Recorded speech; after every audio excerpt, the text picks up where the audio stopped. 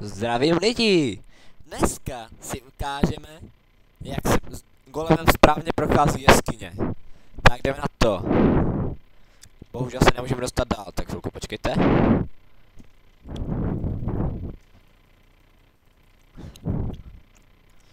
Teď už by to mělo jít. Furt nic. Tak, jdeme. Wow, útočíme na zombíky. Útočíme. A jdeme zabít pár zombíků.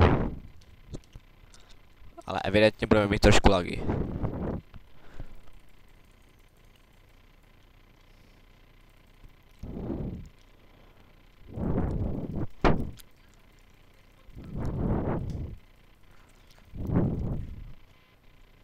Už jdeme.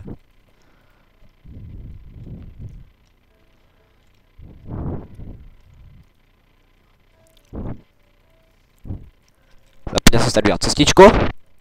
No nic, uděláme si teďka. Promiňte to zdržování, ale...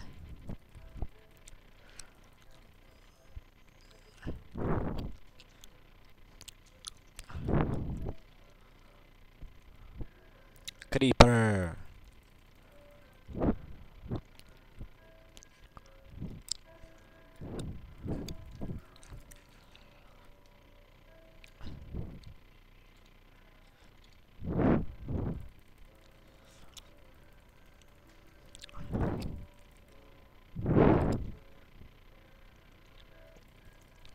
Mohlo by to jít jakože bez lagů, že?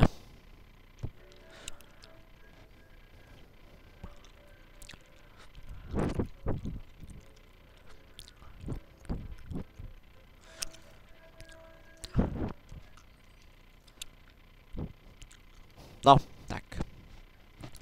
To jsme si ukázali, jak projít trošku další jeskyni. Sice jsme šli jenom kousek, ale to nevadí.